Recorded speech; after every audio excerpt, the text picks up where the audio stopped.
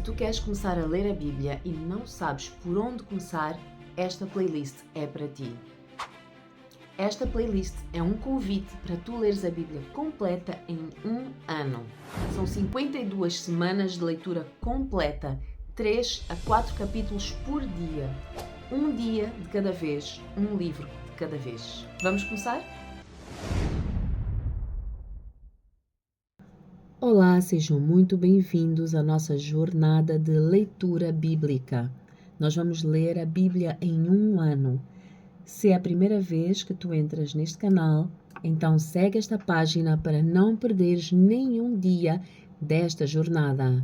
Guarda esta playlist, pois todos os dias nós vamos ler uma parte da Bíblia. Agora, vamos voltar para o livro de Mateus. Vamos começar? Livro de Mateus, capítulo 16. Os líderes exigem um sinal. Os fariseus e saduceus vieram pôr Jesus à prova, exigindo que lhes mostrasse um sinal do céu. Ele respondeu: Vocês conhecem o ditado: céu vermelho ao entardecer, bom tempo amanhã. Céu vermelho e sombrio logo cedo, mau tempo o dia todo. Vocês sabem identificar as condições do tempo no céu, mas não sabem interpretar os sinais dos tempos. Pedem um sinal porque são uma geração perversa e adúltera, mas o único sinal que lhes darei será o sinal do profeta Jonas. Então Jesus os deixou e se retirou. Mais tarde, depois de atravessar o mar, os discípulos descobriram que tinham se esquecido de levar pães. Jesus os advertiu: Fiquem atentos, tenham cuidado com o fermento dos fariseus e saduceus. Os discípulos começaram a discutir entre si porque não tinham trazido pão. Ao tomar conhecimento do que falavam, Jesus disse: Como é pequena a sua fé! Porque vocês discutem entre si sobre a falta de pão. Ainda não entenderam? Não se lembram dos 5 pães para os 5.000 e dos cestos de sobras que recolheram? Nem dos 7 pães para os 4.000 e dos cestos grandes de sobras que recolheram? Como não conseguem entender que não estou a falar de pão? Repito, tenham cuidado com o fermento dos fariseus e saduceus. Finalmente, entenderam que ele não se referia ao fermento do pão, mas ao ensino dos fariseus e saduceus. Pedro declara a sua fé. Quando Jesus chegou à região de Cesareia de Filipe, perguntou aos seus discípulos: Quem as pessoas dizem que o Filho do Homem é? Eles responderam: Alguns dizem que o Senhor é João Batista, outros dizem que é Elias, e outros ainda que é Jeremias ou um dos profetas. E vocês? Perguntou ele. Quem vocês dizem que eu sou? Simão Pedro respondeu: O Senhor é o Cristo, o Filho do Deus vivo.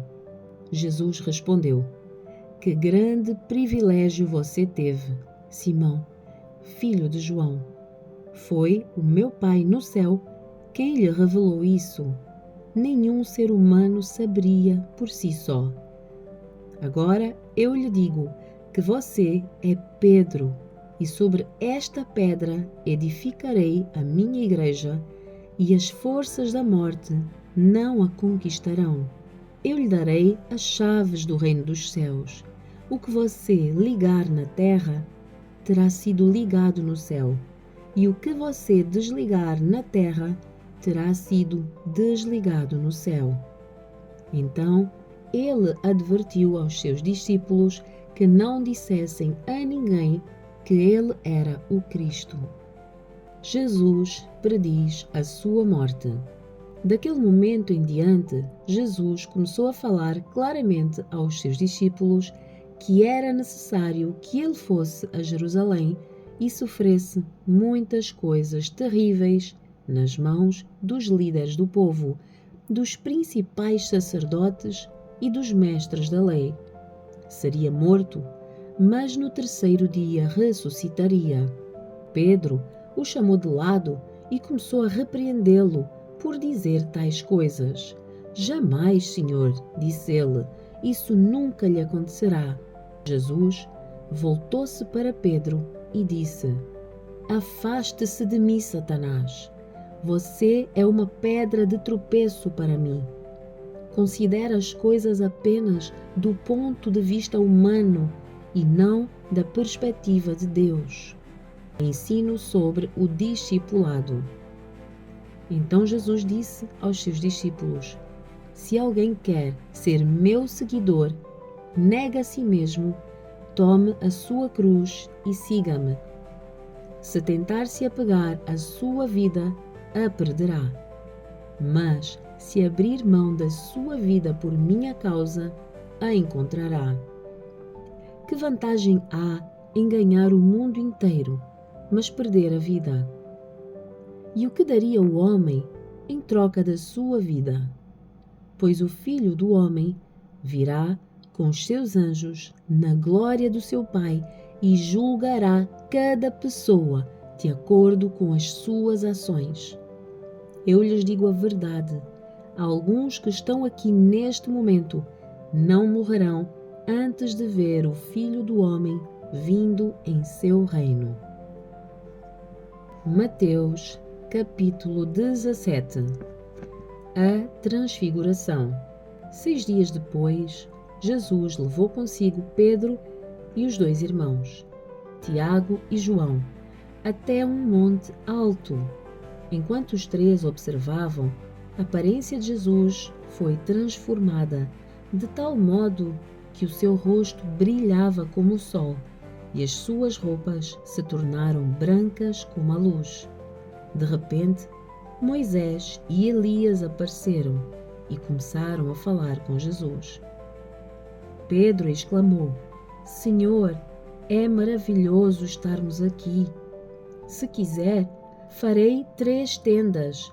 Uma será sua, uma de Moisés e outra de Elias. Enquanto ele ainda falava, uma nuvem brilhante os cobriu, e uma voz que vinha da nuvem disse: Este é meu filho amado, que me dá grande alegria. Ouçam-no. Os discípulos ficaram aterrorizados e caíram com o rosto em terra. Então Jesus veio e os tocou. Levantem-se, disse ele.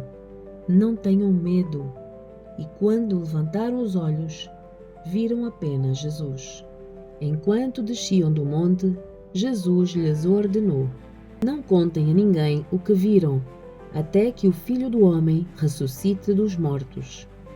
Os discípulos lhe perguntaram: Por que é que os mestres da lei afirmam que é necessário que Elias volte antes que o Cristo venha?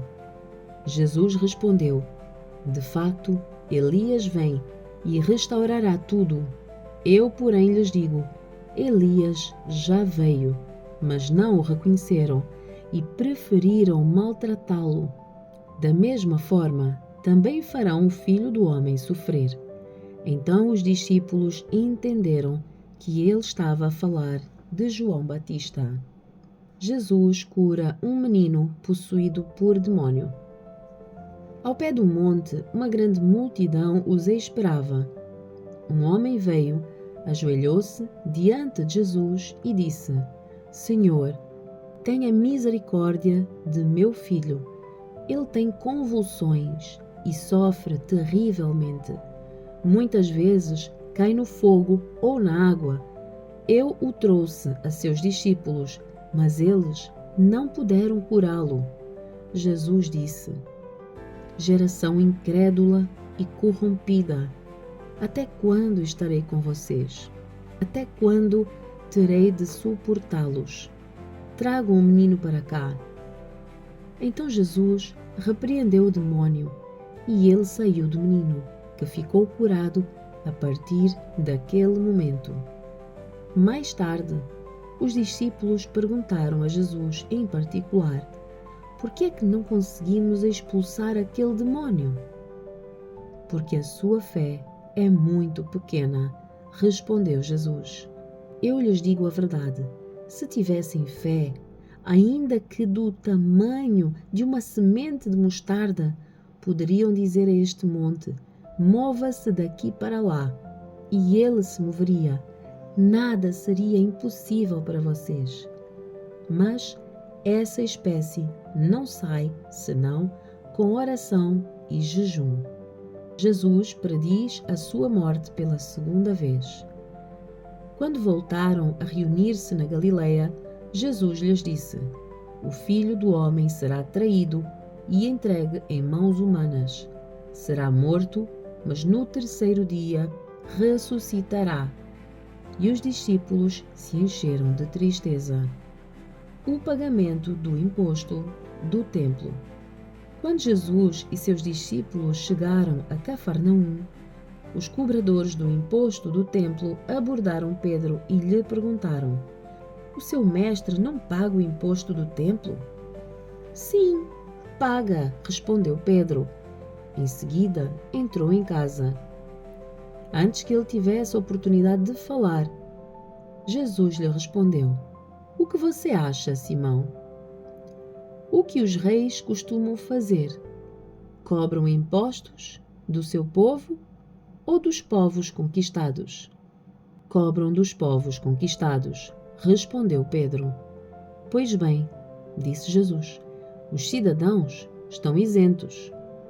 Mas, como não queremos que se ofendam, desça até o mar e jogue o anzol. Abra a boca do primeiro peixe que pegar e ali encontrará uma moeda de prata. Pegue-a e use-a para pagar os impostos por nós os dois. Mateus, capítulo 18. Nessa ocasião, os discípulos vieram a Jesus e perguntaram: afinal, quem é o maior no reino dos céus? Então Jesus chamou uma criança pequena e a colocou no meio deles.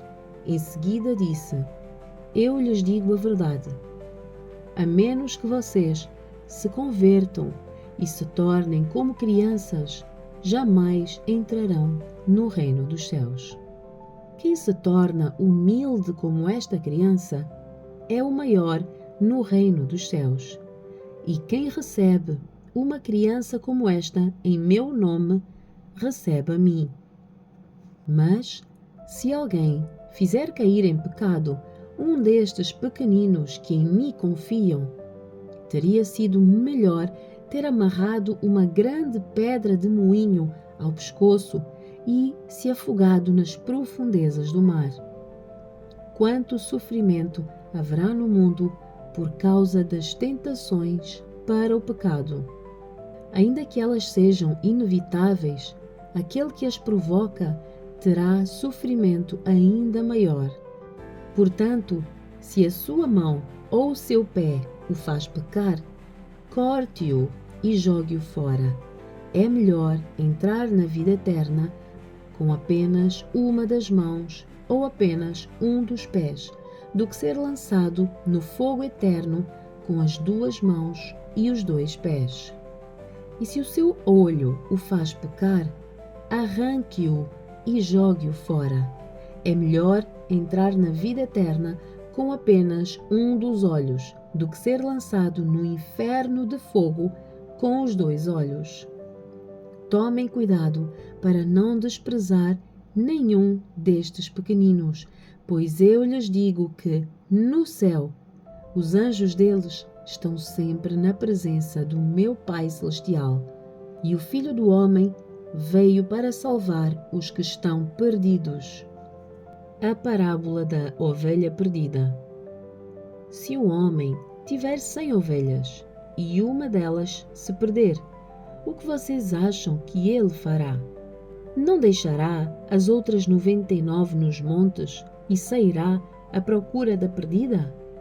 E, se a encontrar, eu lhes digo a verdade, ele se alegrará por causa dela mais do que pelas 99 que não se perderam. Da mesma forma, não é da vontade do meu Pai no céu que nenhum destes pequeninos se perca. Como corrigir um irmão? Se um irmão pecar contra você, fale com ele em particular. Chame-lhe a atenção para o erro. Se ele o ouvir, você terá recuperado seu irmão. Mas, se ele não o ouvir, leve consigo um ou dois outros e fale com ele novamente, para que tudo o que você disser seja confirmado por 2 ou 3 testemunhas. Se ainda assim ele se recusar a ouvir, apresente o caso à igreja. Então, se ele não aceitar nem mesmo a decisão da igreja, trate-o como gentio ou como cobrador de impostos. Eu lhes digo a verdade: o que vocês ligarem na terra terá sido ligado no céu, e o que desligarem na terra terá sido desligado no céu. Também lhes digo que, se 2 de vocês concordarem aqui na terra a respeito de qualquer coisa que pedirem, o meu Pai no céu os atenderá, pois onde 2 ou 3 se reúnem em meu nome, eu estou no meio deles. A parábola sobre a importância do perdão. Então Pedro se aproximou de Jesus e perguntou: Senhor, quantas vezes devo perdoar alguém que peca contra mim? 7 vezes. Jesus respondeu: Não 7 vezes, mas 70 vezes 7. Portanto, o reino dos céus pode ser comparado a um senhor que decidiu pôr em dia as contas com os servos que lhe deviam. No decorrer do processo, trouxeram diante dele um servo que lhe devia 60 milhões de moedas. Uma vez que o homem não tinha como pagar, o senhor ordenou que ele, a sua esposa, seus filhos e todos os seus bens fossem vendidos para quitar a dívida. O homem se curvou diante do senhor e suplicou: Por favor, tenha paciência comigo e eu pagarei tudo. O senhor teve compaixão dele, soltou-o e perdoou-lhe a dívida. No entanto, quando o servo saiu da presença do senhor, foi procurar outro servo que trabalhava com ele e que lhe devia 100 moedas de prata. Agarrou-o pelo pescoço e exigiu que ele pagasse de imediato. O servo se curvou diante dele e suplicou: Tenha paciência comigo e eu pagarei tudo. O credor, porém, não estava disposto a esperar. Mandou que o homem fosse lançado na prisão até que tivesse pago toda a dívida. Quando os outros servos, companheiros dele, viram isso, ficaram muito tristes. Foram ao senhor e lhe contaram tudo o que havia acontecido.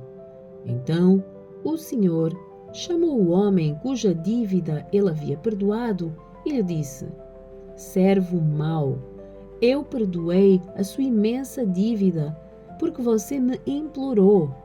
Acaso não devia ter misericórdia do seu companheiro, como eu tive misericórdia de você?